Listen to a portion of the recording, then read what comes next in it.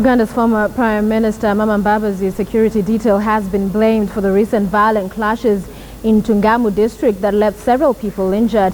The clash was allegedly provoked by supporters of NRM candidate and Uganda's President Yoweri Museveni, who are said to have disrupted Mbabazi's rally in the Western District. Our reporter Solomon Serwanjja has those details from the campaign trail in Uganda.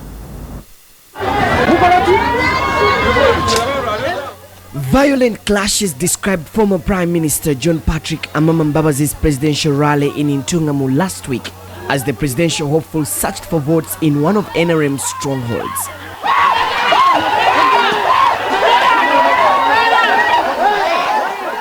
Mbabazi's security detail and supporters seen beating up President Museveni's enthusiasts for allegedly disrupting the former premier's rally and defacing his posters. This series of events have redefined the electoral process, taking a violent turn, with either parties vowing to revenge. If you go and you put your finger in the anus of a leopard, you are in trouble. You attacking them people. In Uganda here. If you do it in South Sudan, in Kenya, yes, we may have some problem. But here, where do you go? And I would like to advise him, please, panicking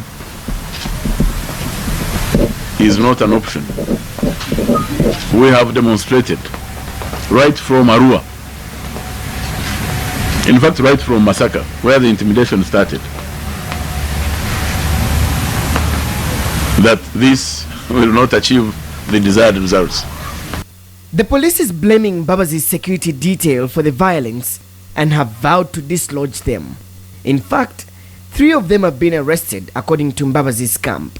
At the center of the controversy are the men in black who have been hired to protect the former premier against any harm. It is, however, the responsibility of the Uganda police to protect all presidential candidates according to the Electoral Commission. We had been giving him security even before he became a candidate. So there is no excuse really for, and there is no reason for having these vigilantes around them. And we're not going to accept it anyway. The presence of the security detail leaves many questions unanswered. Who has the mandate of protecting Mbabazi? How far can the security detail go to protect the principal? Are they legally recognized in the electoral process? Security expert Moses Matsiko gives his mind on Mbabazi's security. A private security person or escort for that matter, private or civil, is to protect the principal, in which case the principal would be the person who would be campaigning. If and when what we saw is indeed right, that people got out, moved away from their principal and attacked the other people across the road or anywhere where they were, then that was an act of aggression and it can only be described as violence. The executive director of Pinnacle Security Company adds that they have a limit to their operation. They need to desist from getting themselves involved in a violence that is outside their mandate.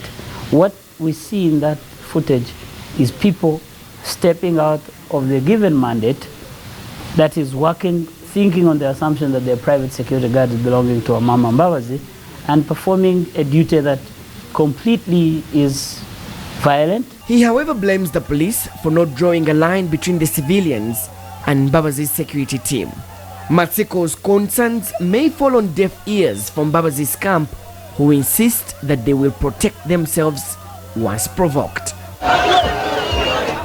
Solomon Serwanjja, KTN News, Kampala, Uganda.